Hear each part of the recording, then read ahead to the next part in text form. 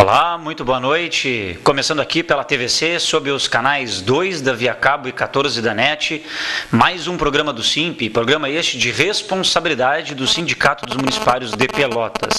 Programa este hoje transmitido aqui ao vivo, dia 21 de fevereiro de 2014. Na apresentação eu, Tiago Botelho, diretor do Sindicato dos Municipários.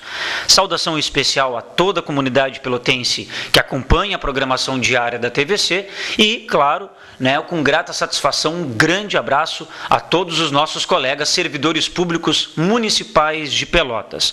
Começando o nosso programa informando todas as nossas mídias, ou seja, por elas é que você entra em contato, fica bem próximo do SIMP e acompanha todas as atividades que envolvem os municipários. Então, visite o nosso site www.simpelotas.com.br, nosso site que diariamente é atualizado com matérias, informações, ou seja, se encontra sempre de forma atualizada.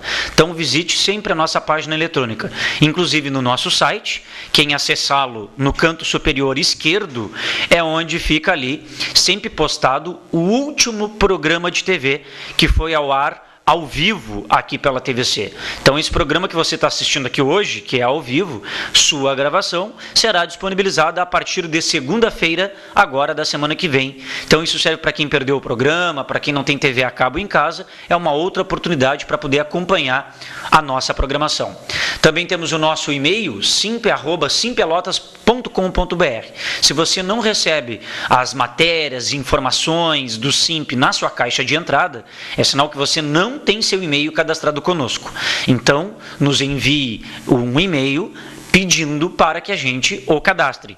Hoje o SIMP dispõe aí de mais de 1.500 e-mails cadastrados, que recebe em primeira mão, de forma ágil, rápida, antes mesmo das nossas matérias serem enviadas à imprensa em geral. A nossa lista de contatos de e-mail é a prioridade para receber estas matérias e estas informações. Também tem o nosso Twitter, para aqueles que querem seguir os passos da entidade, twitter.com/simpelotas. Lá a gente publica também, coloca o link de todas as matérias e informações que divulgamos.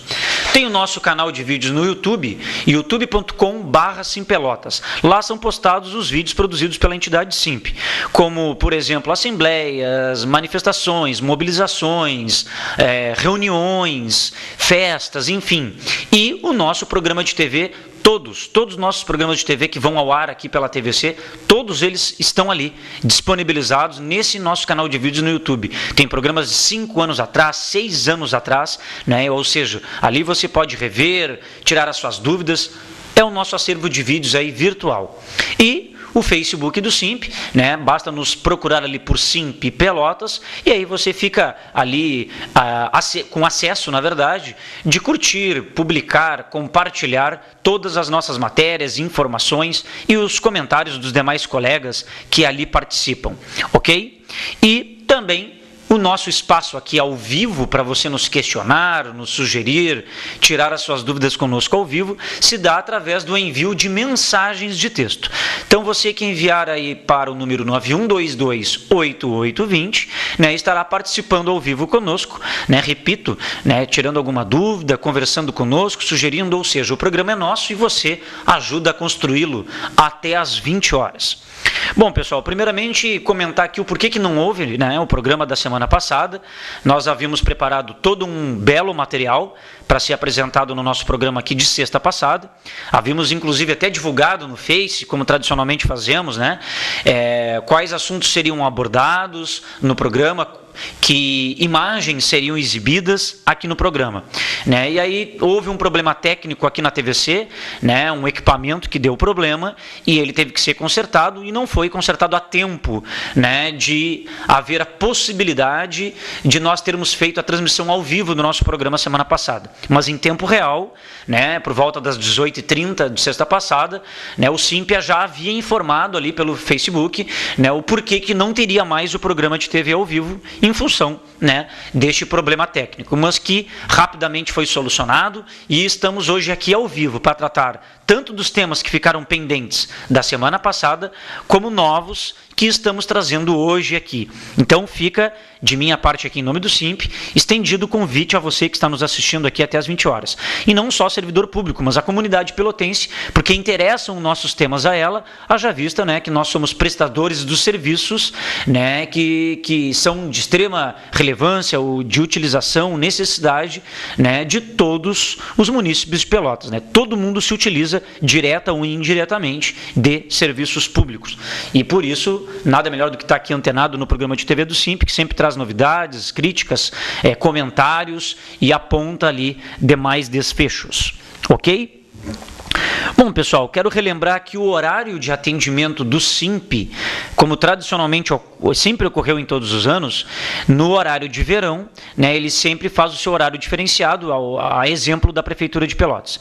Então, o nosso horário de atendimento até o dia 28 de fevereiro, até o dia 28, até o final do mês, será sempre de terça, quarta, quinta e sexta, das 8 às 14, sem fechar ao meio-dia. E somente nas segundas-feiras, cujo atendimento é das 14 às 18. Por que esse horário segunda das 14 às 18?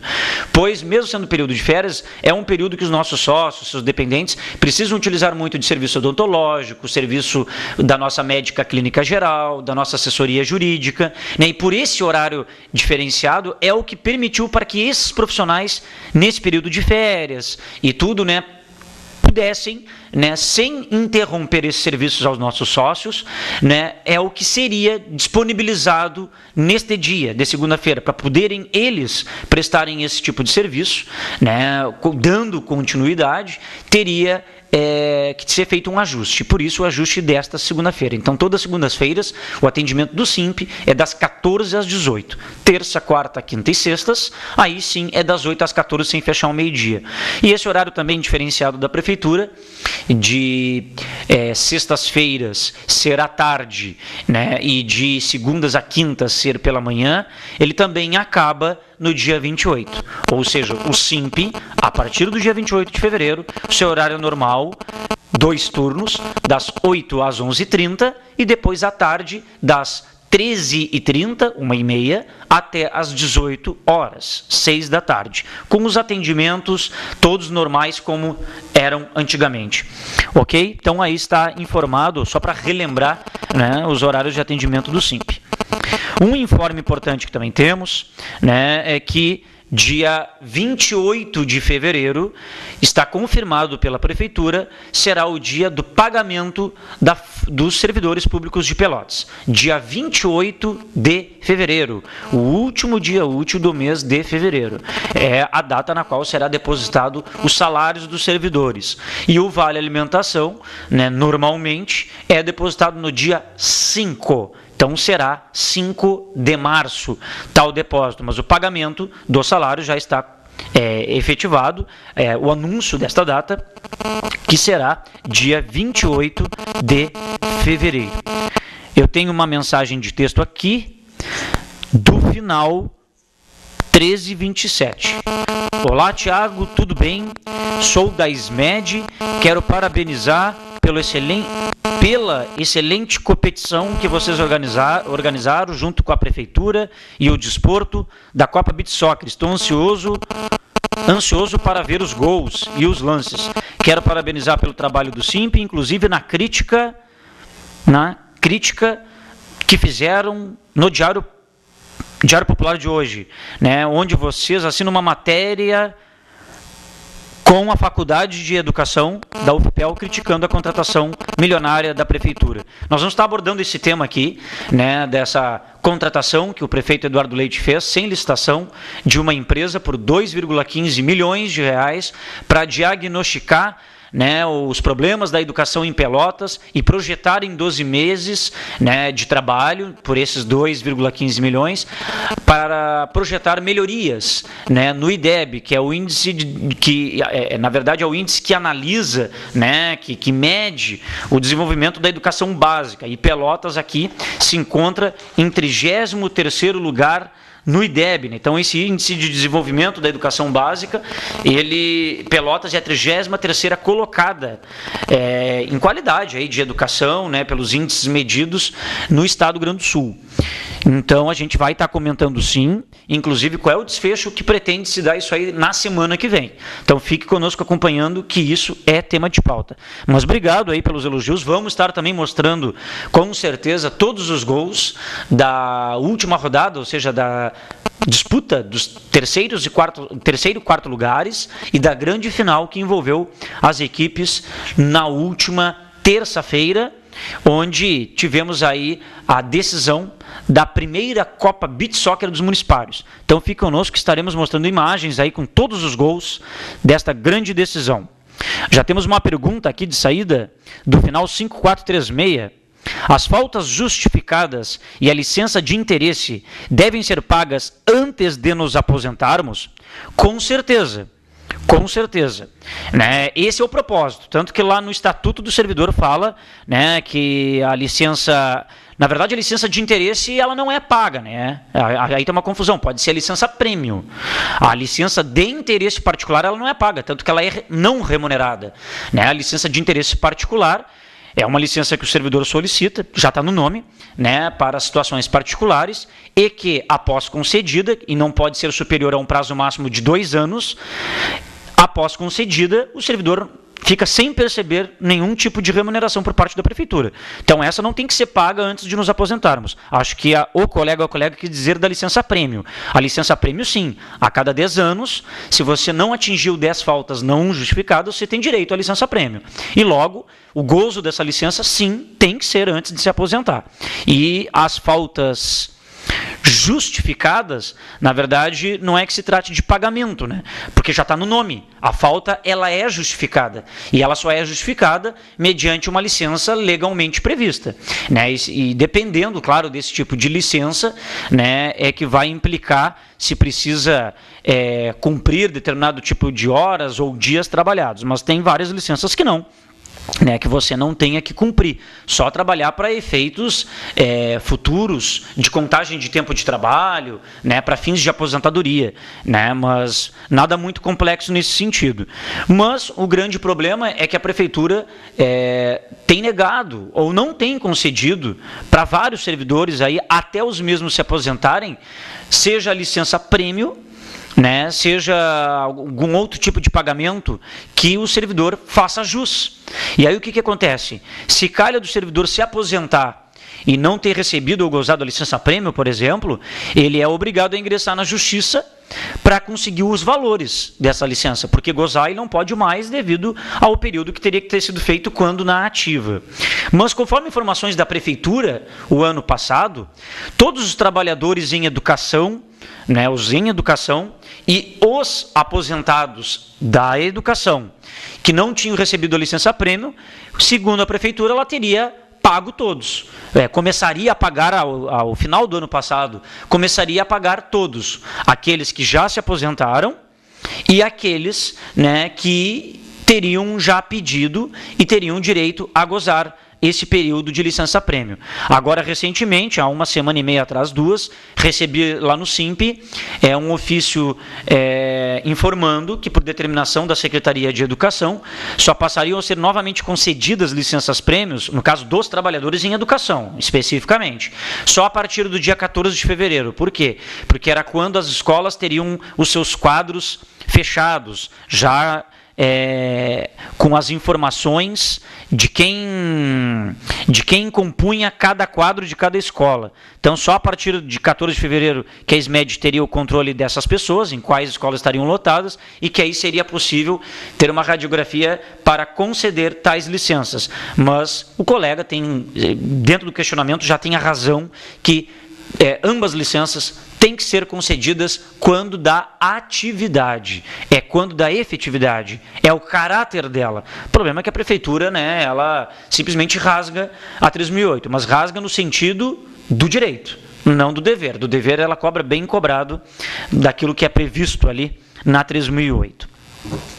Seguindo aqui os informes, né, uma luta sempre incessante do SIMP, o SIMP não para nunca, né, quem acompanha aí jornal, quem acompanha a TV, quem acompanha a rádio, hoje mesmo estávamos dando uma entrevista pela manhã na rádio Tupanci AM, um grande abraço ao Telmo Freitas, Conceição Monson, né, o Chico Chelinho, o pessoal lá da Tupanci. Essa semana também tivemos, na quarta-feira, na rádio Pelotense AM, um grande abraço lá para o Fabrício, para o Carlos Machado, para toda a equipe lá da Pelotense. Então o SIMP não para nunca, pode ser período de férias, pode ser janeiro, pode ser fevereiro, dezembro, sempre estamos em atividade, sempre estamos em trabalho. E, consequência disso aí, é um problema que sempre se arrasta todos os anos também, e é logo nesse período de final de ano, começo do outro exercício, que é o pagamento aí do incentivo dos agentes comunitários de saúde, né, que na verdade nem é incentivo, na verdade é a parcela denominado 14º salário dos agentes comunitários de saúde, que é uma parcela do governo estadual, que é encaminhada para cada agente comunitário de saúde, é depositado para o município de Pelotas o valor de um salário mínimo nacional por agente comunitário de saúde. Isso aí não tem nenhum custo para a prefeitura. E esse valor vem repassado diretamente. E esse valor já se encontrava aí desde o final do ano, início do ano, né? A prefeitura, a exemplo do ano passado, a exemplo depois, nos outros anos anteriores da gestão Fetter, né? Sempre a paga depositando ou pagando esses valores para os agentes lá em fevereiro. E sempre a duras custas, o SIMP tendo que se reunir com a secretária de saúde, Arita Bergman, tendo que mandar ofício para a secretária, tendo que mandar ofício para o secretário Cruz de administração, tendo que correr atrás e fazer reuniões com os colegas. Né? Finalmente, em forma aí de folha suplementar, foi pago, né, esse valor aos agentes comunitários na quinta-feira, dia 13. Então, na quinta-feira, 13 de fevereiro, foi aí o pagamento dos agentes comunitários de saúde. Em falando de saúde, né, existe aí por parte da Secretaria de Saúde um anteprojeto de lei que foi entregue ao Executivo e foi encaminhado ao COPARP, que é a comissão, né, o Comitê de Política de Administração e Remuneração de Pessoal, né, a comissão, na verdade, é formado por servidores do quadro, e toda vez que tem um projeto de lei oriundo do Executivo e que trate de remuneração de pessoal, qualquer projeto de lei que verse sobre o tema, ele tem que ser encaminhado ao COPARP. O COPARP é um órgão consultivo, ele não é deliberativo, ele não tem poder de barrar aquele projeto ali, mas ele dá um parecer sobre aquele projeto, e este parecer, em anexo com o projeto, é enviado à Câmara. Então, a Câmara tem que ter acesso ao parecer do COPARP até para posicionar-se. E esse projeto de lei que trata agora é da criação do pagamento, né, onde institui, na verdade, o PEMAC e o PEMAC-AB. O PEMAC é o Programa Nacional de Melhoria do Acesso e da Qualidade da Atenção Básica. E tem o incentivo financeiro do PEMAC-AB. E, na verdade, isso é uma política nacional de atenção básica do Ministério da Saúde, e considera que, no caso, como o município de Pelotas está cadastrado e ele recebe incentivos financeiros do PEMAC para melhoria de acesso à qualidade da atenção básica, né, considerando as portarias vigentes, então a Prefeitura de Pelotas aí, buscando valorizar os trabalhadores da saúde na atenção básica, né, considerando todas as portarias vigentes, ela propõe um projeto de lei que cria, na verdade, o GPMAC, que é a gratificação desse programa. E, na verdade, nós analisamos, quando os nossos representantes, os diretores Torma e Cláudia, foram na reunião do COPARP, o projeto de lei foi apresentado a todos, pedimos vistas, e o SIMP, sempre de forma democrática, discute com as partes envolvidas para tomar qualquer posição. E nós chamamos os colegas envolvidos da saúde, os nossos representantes, né, de uma comissão de servidores da saúde, já tirada o ano passado, que inclui técnicos científicos, agentes comunitários de saúde, que envolve demais trabalhadores, né, ligados ao programa, como oficiais administrativos, enfim, pessoal da higienização também, para abordarmos e lermos esse projeto. E na leitura nós identificamos vários problemas. Então eu vou pedir para que o Wagner coloque para nós o vídeo A, que é o primeiro vídeo, que é o da reunião da Comissão da Saúde. Reunião esta onde a gente debateu sobre esse projeto de lei. Né? E nessa reunião, que foi realizada na quarta-feira da semana passada. Então, Wagner, solta para nós o vídeo aí, por gentileza. Reunião realizada dia 12 de fevereiro, né? Nós lá em reunião no SIMP, todos nós lemos na íntegra esse projeto de lei. Lembrando que esse projeto de lei, ele não foi debatido com os trabalhadores. O que a gente já havia pedido, né, para a Superintendência de Ações de Saúde, Ana Costa, para a Arita Bergman. Embora elas entendam que os fóruns legítimos é no Conselho Municipal de Saúde, porque o SIMP tem cadeira no Conselho Municipal de Saúde, outros fóruns que depois eu vou estar elencando, eu vou ler na íntegra aqui a resposta da Ana Costa nesse sentido, na verdade está deslegitimando sim um outro fórum democrático, porque se o projeto de lei é para os trabalhadores, ele pode ser discutido paralelamente com o sindicato que representa a categoria e com essa comissão. Tanto é verdade que quando tem data base que nós teremos em maio desse ano, quando a gente discutirá reajuste salarial e outros elementos, é eleita uma comissão de negociação e é ela que senta com o executivo para discutir. E todos os outros fóruns pontuais, seja do trânsito, da guarda, da saúde, enfim, tu discute com as partes envolvidas primeiramente, até antes de esboçar o projeto, até antes de botar no papel. E não foi o que aconteceu na saúde, isso tem que ficar bem claro, né? E eu vou estar lendo aqui. Então, eu vou apontar algumas coisas que os nossos colegas apontaram, né? Um dos itens que está neste projeto de lei da Prefeitura diz que essa gratificação ela não será devida durante o período de licenças como de saúde, maternidade e férias. Vejam bem, férias é contado como tempo de serviço. Tanto que até quem está em avaliação em estágio probatório, férias é considerado como dentro do período do estágio probatório. Não é descontado a cada ano que você tem direito a 1 mês de férias, que a cada ano, pois o estágio probatório é de 3 anos, você tem que trabalhar 3 meses mais, porque teve 3 meses de férias que você não estava no efetivo exercício da função. Férias é legalmente prevista como contabilizado para efeitos de trabalho. E aí a Prefeitura não quer pagar a gratificação em férias. Nas licenças legalmente previstas, até tudo bem, porque são licenças longas, são licenças que não têm previsão, e até porque tal gratificação ela está associada ao desempenho do trabalhador. Tanto que tem valor maior para quem tiver um conceito X e vai ganhar valor menor quem tiver um conceito menos X. Mas eu vou chegar lá. Então esse é o primeiro ponto que a gente já viu aí, né, de preocupação e equivocado por parte aí desse projeto. Outra coisa também que nos chamou a atenção é que os valores dos repasses estão estabelecidos no regulamento e eles serão base de cálculo para as gratificações que correspondem a um regime de 40 horas semanais. Aí tem assim, a gratificação ela será proporcional ao número de horas contratados de cada servidor. Aí a nossa dúvida é, bom, tem vários concursos cujos cargos ali estava previsto, por exemplo, 40 horas. Só que na prática o servidor não faz 40, ele faz 33 ou ele faz 36, porque a Prefeitura estabelece como melhor para a administração, como melhor para realocação do quadro de pessoal. Não é o servidor que se nega a cumprir a carga horária prevista no concurso, é a própria Prefeitura que concede isto. Então, a nossa dúvida é, vai ser pago proporcionalmente essa gratificação pela carga horária efetivamente trabalhada ou é aquela carga horária prevista lá no concurso? E isso é uma dúvida, né, que não está claro aqui no projeto de lei. Outras dúvidas que também nos restou, fica o seguinte: estipulou-se para o cálculo inicial dessa gratificação o número de componentes de uma equipe básica, formada por um médico, um enfermeiro, um técnico ou um auxiliar de enfermagem, 6 agentes comunitários de saúde, um dentista e um auxiliar de saúde bucal, em regime de trabalho de 40 horas semanais. Aí nós perguntamos como ficam aquelas equipes, né, que às vezes não tem um ou outro desses profissionais.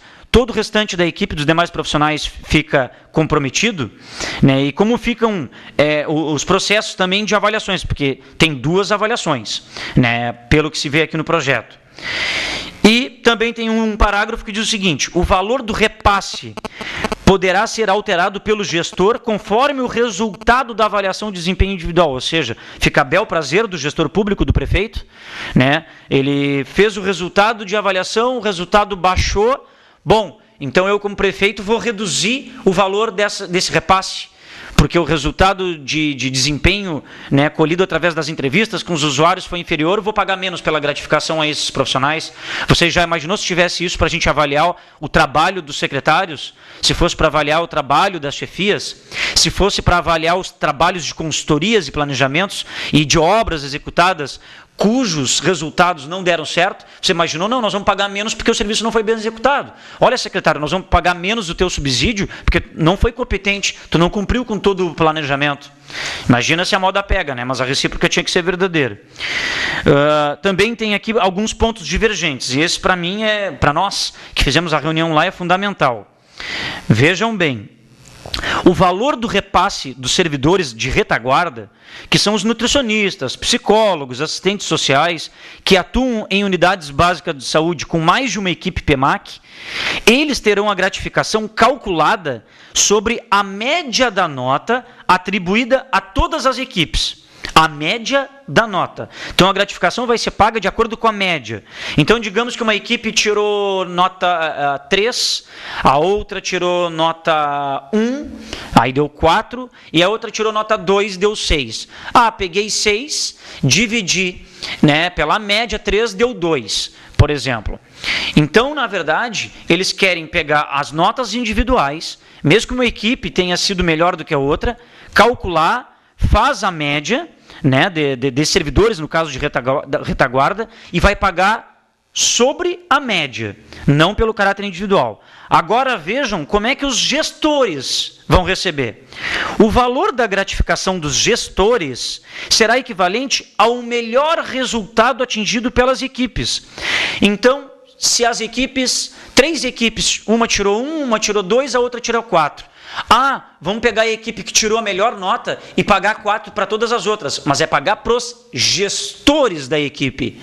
Então vejam bem a grande diferença. Quem trabalha na retaguarda, que é o profissional da saúde, como nutricionista, psicólogo, assistente social, as equipes vão ser somadas as notas individuais que elas tiveram nessa avaliação, e aí, com base na média do somatório delas, é que vai ser pago aquela gratificação. Ou seja, prejudica quem individualmente se saiu bem. Aí os gestores, né, a chefia, aí será equivalente o pagamento da gratificação ao melhor resultado atingido por essas equipes.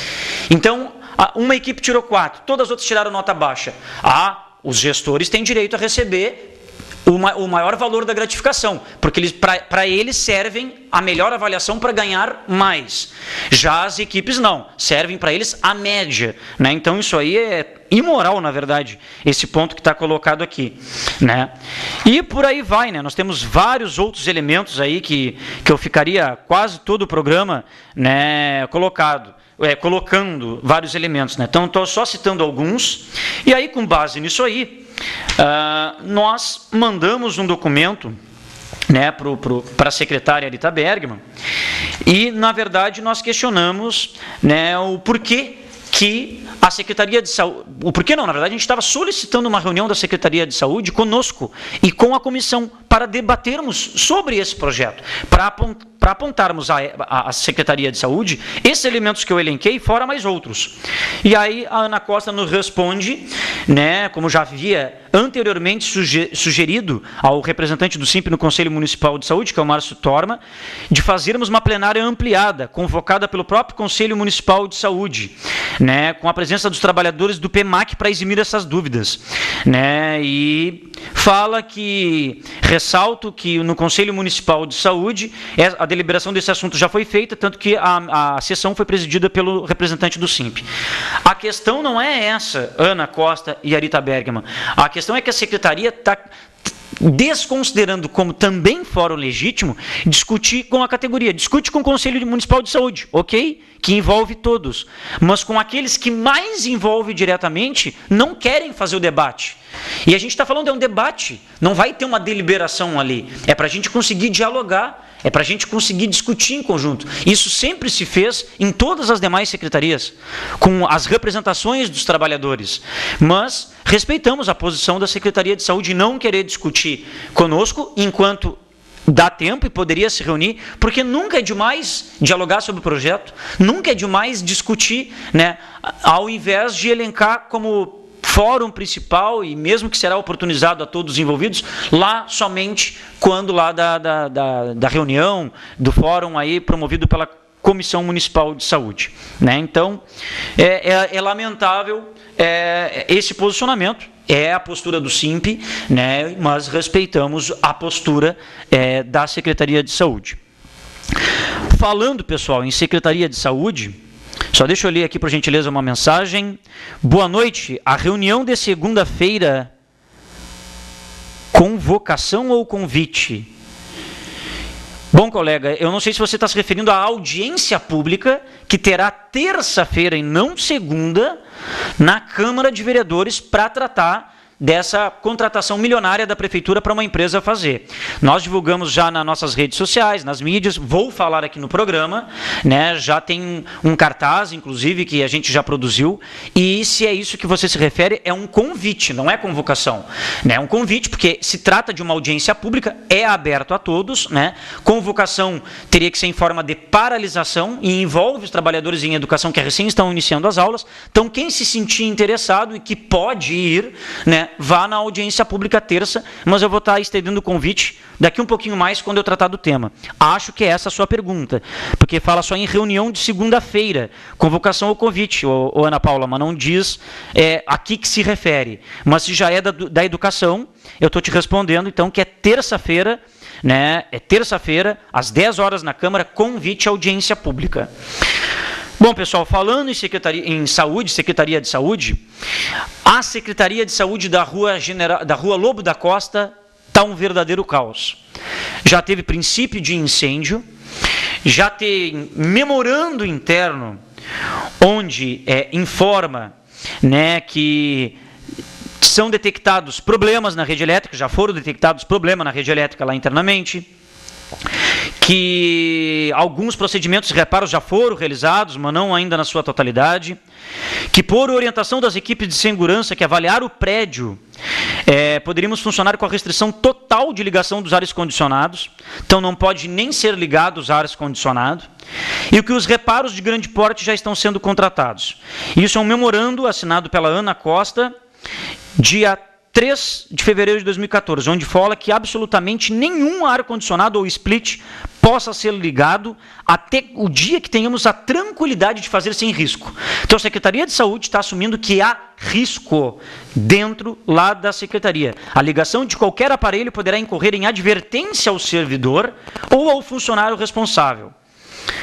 Aí, veja bem, 3 de fevereiro, nós visitamos a Secretaria de Saúde da Lobo da Costa. E nós visitamos na sexta-feira passada, exatamente lá no dia 14, 2 semanas ainda depois desse memorando. Tem muito mais coisa pior lá, que não está aqui no memorando. Nós temos lá banheiros interditados, nós temos rede elétrica exposta, fiação toda comprometida, sem saídas de emergência, extintores vencidos, tudo isso está colocando em risco a vida dos trabalhadores da Secretaria de Saúde da Lobo da Costa.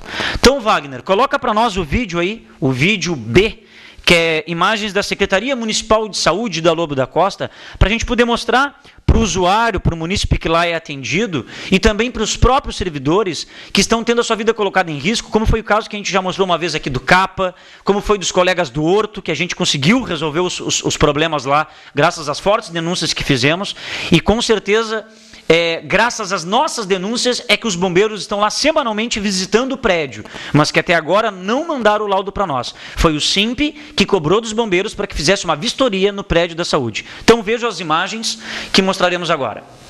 Essa visita nós fizemos na sexta-feira. O pátio ali da Secretaria de Saúde em dias de chuva fica totalmente alagado, né, intransitável a pé e de carro. E aí nós estamos visitando a sala dos agentes dali da vigilância sanitária, onde tem vários ar-condicionado encaixotados, novos, mas que sequer foram instalados, porque se os já instalados não podem funcionar porque coloca em risco a vida dos trabalhadores, eles não podem ligar nem os que estão instalados, esses instalados não funcionam, estão todos estragados, e estão com várias e várias caixas de ar-condicionados para serem instalados. Os banheiros estão todos interditados, ali, naquela região ali da sala dos agentes fiscais da vigilância sanitária, ou seja, eles não podem usar os banheiros pertinentes à sala deles. Há acúmulo de material nos corredores, que quase impossibilita a passagem dos servidores, né? A maneira que é estocado, a maneira que são guardados materiais, documentos, vejo como são aí guardados documentos, inclusive ali autos de infração, documentos de fiscalização da vigilância sanitária. As janelas, todas elas têm grades. Vejo aí um freezer que tem categoria D. Categoria D é o que tem maior consumo de energia elétrica, né? Então, ainda é um desperdício de dinheiro público. Extintores de incêndio vencidos, né? Esse aí mesmo está vencido, esse aí que está na imagem, né? E quando não vencidos, ele se encontra inoperante. Então, aí na imagem a gente mostra, vencido desde 2012, desde vencido de 2012, aí as várias instalações elétricas com a fiação exposta, né, disjuntores, interruptores, o teto, a fiação elétrica inclusive ligada, né, não com a corrente cortada, né? Vejam o quão grave é o sistema elétrico lá da Secretaria de Saúde, cito, ali na Rua Lobo da Costa, fica entre a Baltazar Brum e a Marcílio Dias, perto do IFSUL. Aí tudo fechado com grades, né? Se tiver que evacuar o prédio, morre todo mundo lá preso, né? Dentro, porque não há saídas específicas, sinalizadas, né? Para tal. E em todas as peças ali, todas as salas, dependências que a gente visitou, né, há esse grave problema aí de fiação elétrica, né, exposta, com defeito, ou com riscos aí de curto, né, corredores super estreitos que não passam 2, 3 pessoas, faltando lajotas, né, piso onde andam usuários, né, sejam portadores de necessidades especiais ou não, né, o que dificulta ali a locomoção, inclusive, destes que procuram o atendimento, infiltração no prédio, né, no teto, caindo, inclusive, uma casca ali do forro, né, isso aí é uma tomada que já teve incêndio, né, um princípio de incêndio, ela está torrada, seus pinos, né, estão queimados ali, várias tomadas que já tiveram problemas de curto-circuito, então é lamentável. Olhem vários documentos aí que estão sendo armazenados no chão, embaixo da escadaria, bem no hall de entrada, para quem entra ali pela Lobo da Costa, embaixo da escada é onde estão sendo armazenados ali documentos e outros equipamentos ou instrumentos de segurança indispensáveis ali à execução das atividades. Vários veículos lá, um veículo batido, né, acumulando água lá, e um outro veículo lá com pneu furado, também inoperante. Então é lamentável o estado, né, que se encontra a Secretaria de Saúde. E, como eu falei, aquele projeto, inclusive anterior do PEMAC, é para avaliar a questão de mérito. O servidor que tiver na sua avaliação ótimo, ganharia uma gratificação de R$500. O servidor que tiver um conceito bom, ele vai ganhar R$300 de gratificação nessa avaliação. Mas lembre-se bem, os gestores ganham pela melhor avaliação, independente se todas as outras forem ruins. Se a avaliação de uma das equipes for boa, os gestores ganham pela média mais alta. Já os envolvidos nessa avaliação, as equipes de retaguarda, não. Estas ganhariam pela média. Essa é a proposta, né, de meritocrática, bem desenvolvida pelo projeto, mas que ainda está em tempo, nós vamos poder discutir no fórum, como a Ana Costa colocou aqui. Tem uma mensagem aqui da Ana Paula. A acolhida dos funcionários com o senhor prefeito, dia 24, segunda-feira. Convite ou convocação, Ana Paula. Ana Paula, essa festinha que a prefeitura dá, como deu o ano passado, como fez no dia do professor, isso aí não é convocação nunca, isso tudo é convite. E parece que foi adiada, parece que a prefeitura sentiu aí a pressão da repercussão negativa dessa contratação dessa empresa, onde a prefeitura coloca fora 2,15 milhões de reais, e fica no programa conosco, que eu já vou abordar agora o assunto em seguida, o porquê, né? E parece sim que foi adiado. Parece que a prefeitura adiou. Eu digo parece porque a prefeitura não divulga isso oficialmente, até porque é um tiro no pé ela divulgar isso aí, né? Mas extraoficialmente, Ana Paula, parece que não vai ter. E se tiver, Ana Paula, é convite. Não se trata de convocação, é um convite. Vai quem quer para prestigiar o prefeito, para ele dizer que paga o piso, para ele dizer que se preocupa com a educação, para ele dizer que valoriza, inclusive, a educação. Mas seria convite e, a princípio, Ana, parece que não há mais, em função de toda essa repercussão negativa, e que o prefeito vai ter que ir lá na audiência pública, que ele mesmo pediu para defender o seu projeto aí para melhorar a educação em Pelotas lá na Câmara, ok, Ana? Um beijão aí, obrigado pela audiência. Bom, pessoal, mais aqui outro elemento importante aqui. Vocês se lembram que o secretário Cruz havia dado um depoimento para o jornalista Zé Ricardo, da coluna Espeto Corrido do Diário Popular, onde ele havia falado, né, que o Previpel estava dando prejuízo, né, para a Prefeitura de Pelotas e que a princípio estaria com um suposto déficit. Isso tudo foi alegado nas palavras do secretário Cruz. E meio denotava ali, para quem lia a matéria, que parece que a prefeitura queria extinguir o Previpel, né, abocanhar os 40 milhões lá que estão capitalizados para pagar os nossos benefícios, nossas aposentadorias, as nossas pensões, porque era um dinheiro que a prefeitura poderia investir e seria de grande valia para ela, concretizar suas projeções, pagar para outras empresas, fazer consultoria, enfim. E, a princípio, a única informação que o Cruz deu ali era que o Previpel apresentava um déficit, e que esse déficit era na casa de 950 mil mês, e que o secretário projetava que depois da database em maio, isso daria a casa de 1,5 milhão. Foi onde até o Simp fez uma matéria na época, então o secretário já fez a negociação. Não precisamos mais debater a database em maio, porque para subir de 950 mil para 1,5 milhão, ele está associando que esse valor subiria em virtude da negociação salarial. Para dar esse impacto, é só se a prefeitura nos der lá em maio 58% de aumento, mais ou menos, 56%, 58% de aumento. E aí nós fomos, né, o Simp tem cadeira dentro do Conselho Deliberativo do Previpel, na qual sou eu que represento o Simp no Conselho Deliberativo, né? Todo o Conselho, que tem servidores eleitos pelos servidores e indicados pelo Executivo, enfim, todos eles sempre tiveram conhecimento e sabem da atual situação financeira do Previpel. Mas o Simp questionou o presidente Roberto Pinto através de ofício, que gentilmente e claramente Roberto Pinto nos responde. Claramente, o Previpel encerrou o ano de 2013 com um superávit de R$ 11.956.285.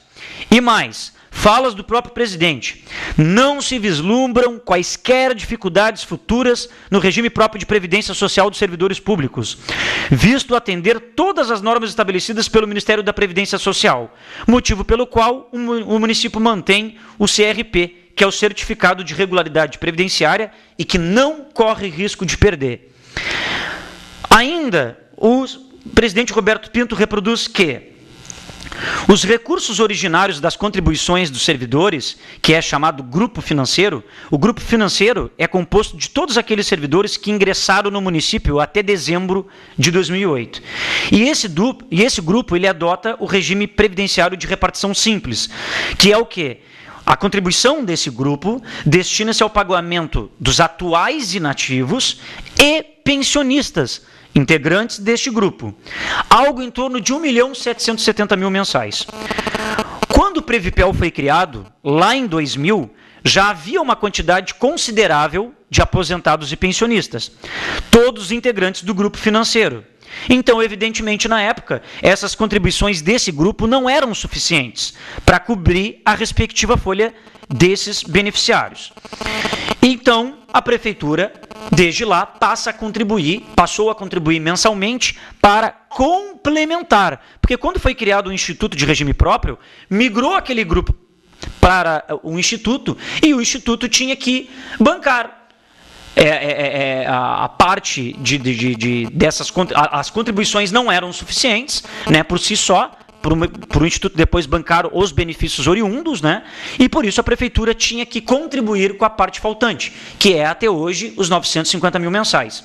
E mais, situações como essa, em que o município tem que contribuir mensalmente, elas são perfeitamente normais e previsíveis.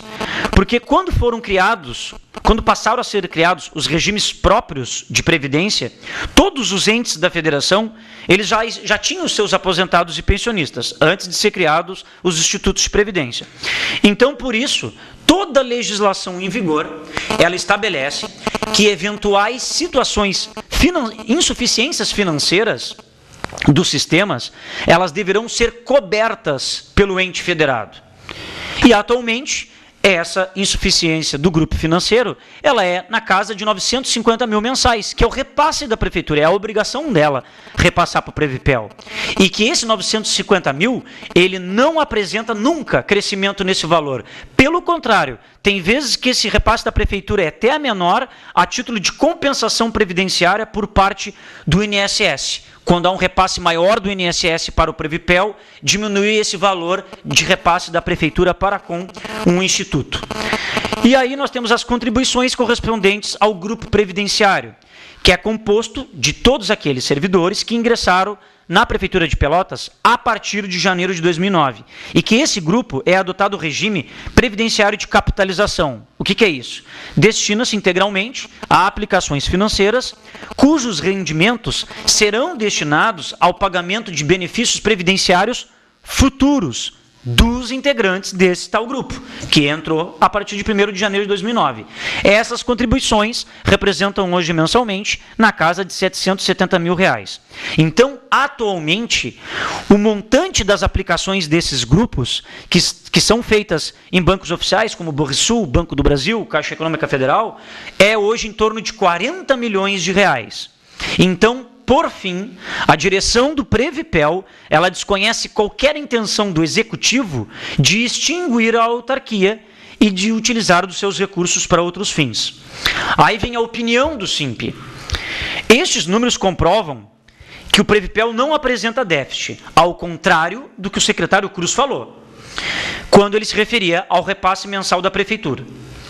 O documento ainda do professor Roberto Pinto, presidente do Instituto, ele demonstra que é superavitário, certo?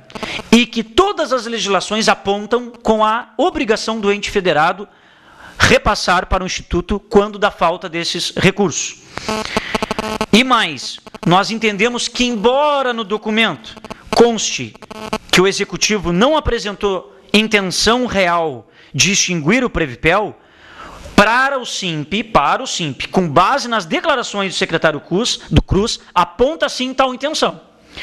Pois ele, sendo um membro do governo, ele responde naturalmente pelo Executivo.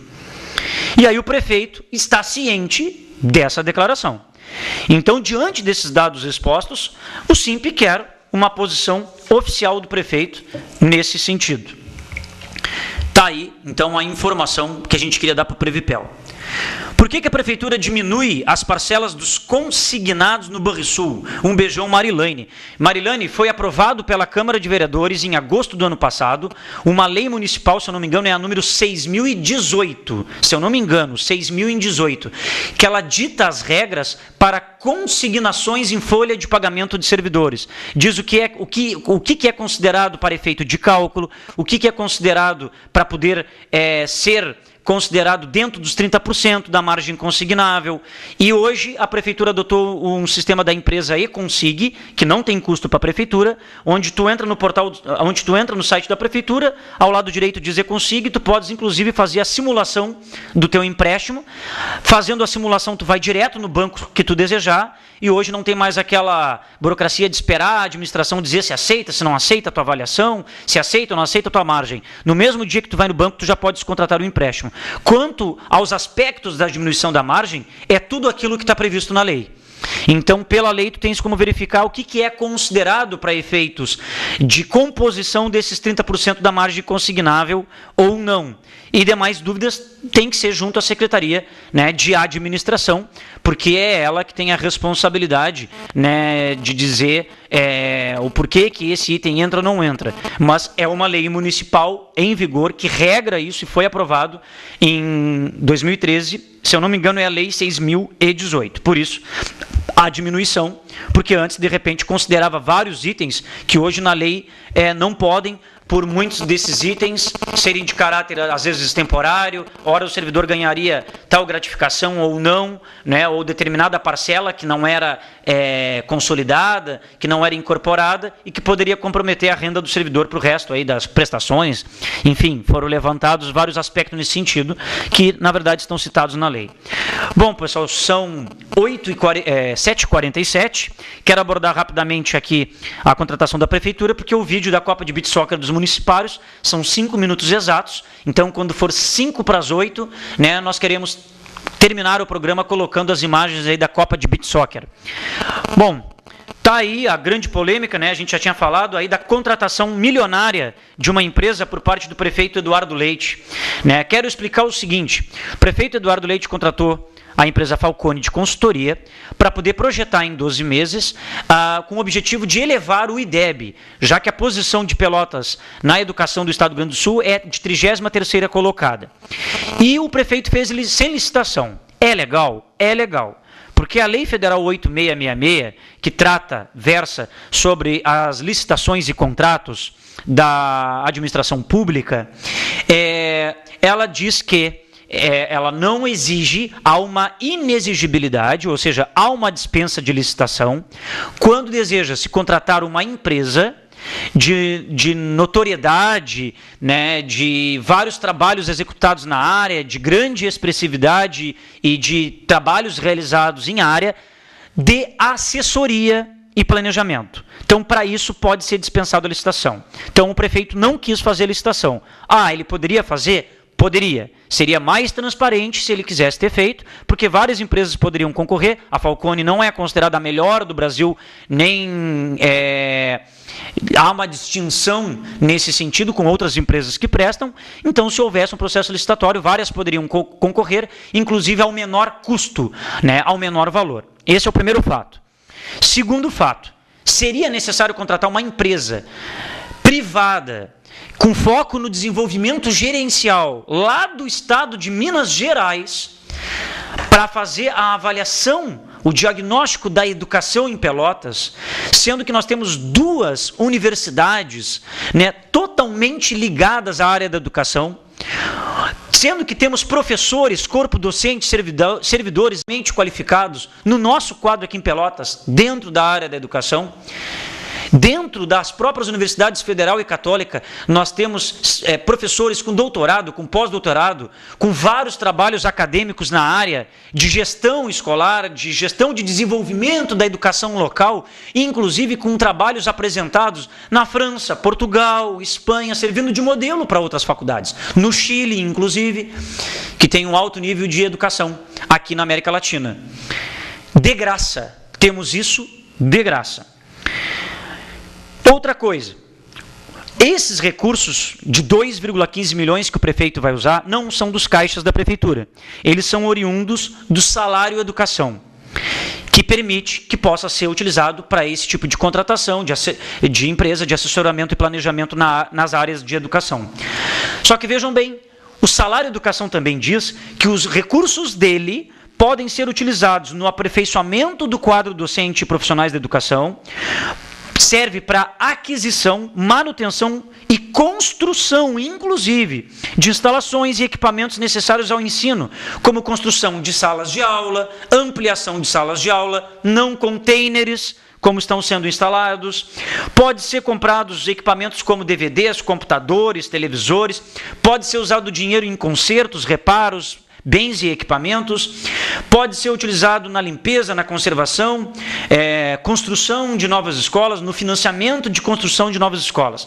Então, quando o prefeito deixa de utilizar esse recurso para aplicar diretamente nas escolas, para contratar uma empresa de fora, sem licitação, para dizer como é que é a educação em Pelotas e para dizer como ela deve ser executada a médio e longo prazo para melhorar a educação em Pelotas, Aí ficam os questionamentos.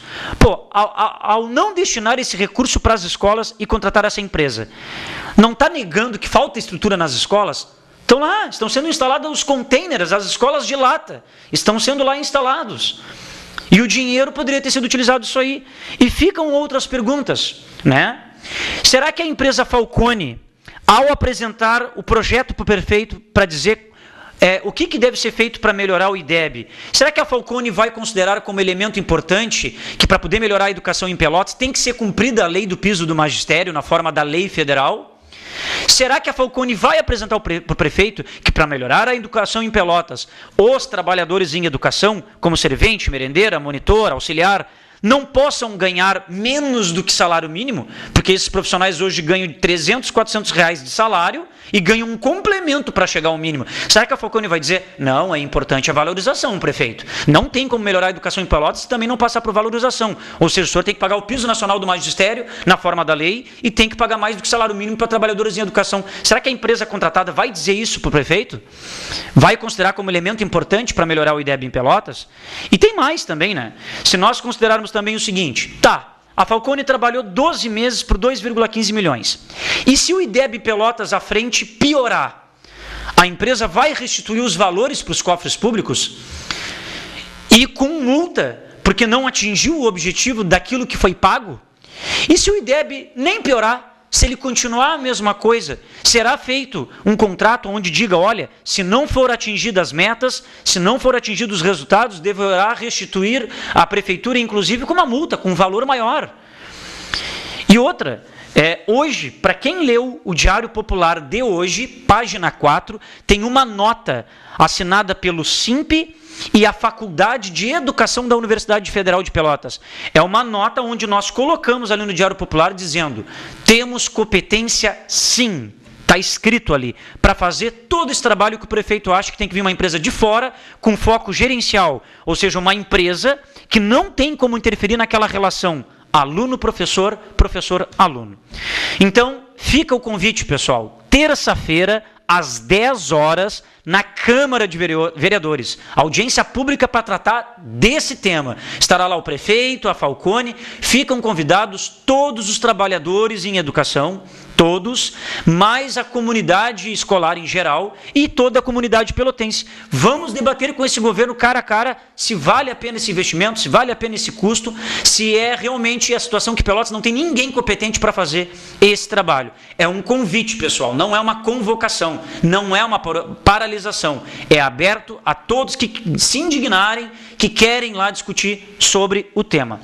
Bom, pessoal, estamos pontualmente aos 5 minutos que faltam para as 20 horas. Wagner, coloca para nós direto aí o vídeo, né, que trata aí da grande final da Copa de Beach Soccer dos Municipários, que foi realizado nesta terça-feira à noite. Né? Como vocês estão vendo, estava uma noite muito ventosa, o pessoal teve dificuldade de colocar balões e outros instrumentos infláveis, né?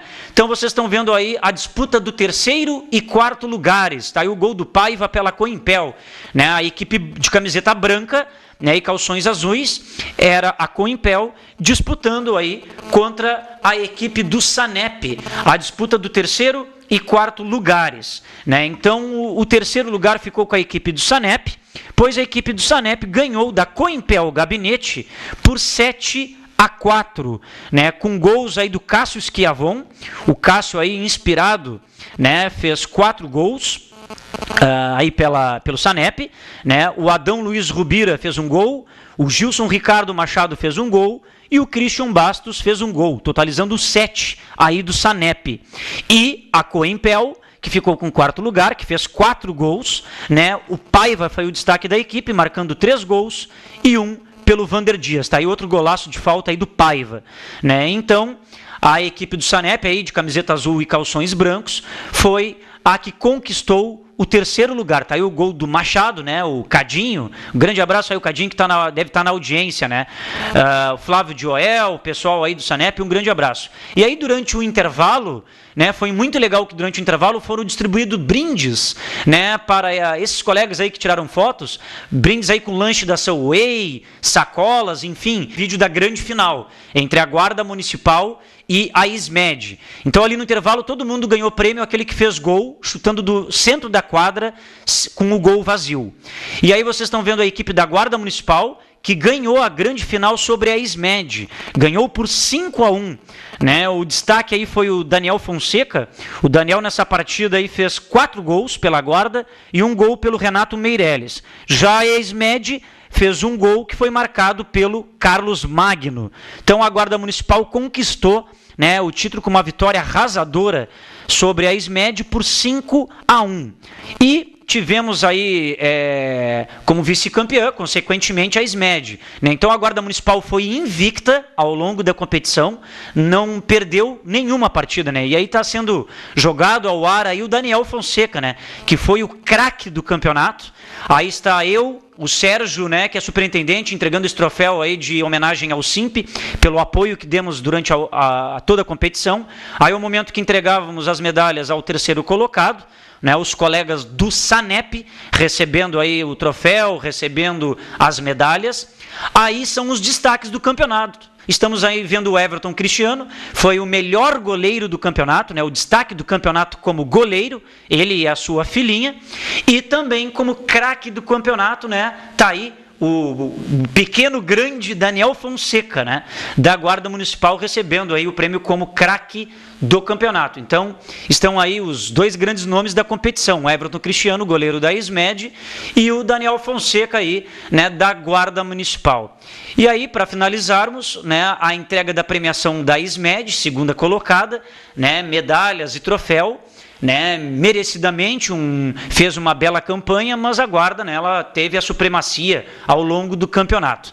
Né, então está aí o pessoal da ISMED posando para fotos. E para concluir, né, está aí a entrega do prêmio da equipe campeã, Guarda Municipal, prêmio entregue pelo comandante da Guarda, o Ladislau Neto, né, e as respectivas medalhas. Né. Então vocês vão terminar o vídeo aí para ver a festa da Guarda Municipal, né? Que ao receber aí a sua premiação, merecidamente, após lá a competição, ficaram lá comemorando, bebendo, comendo junto, né?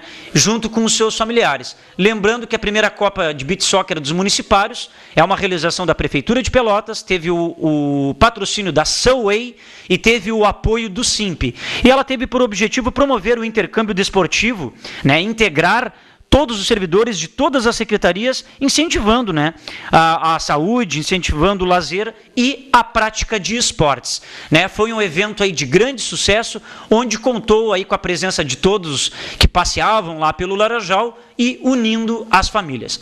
Bom, pessoal, acabamos aqui mais um programa de TV do SIMP.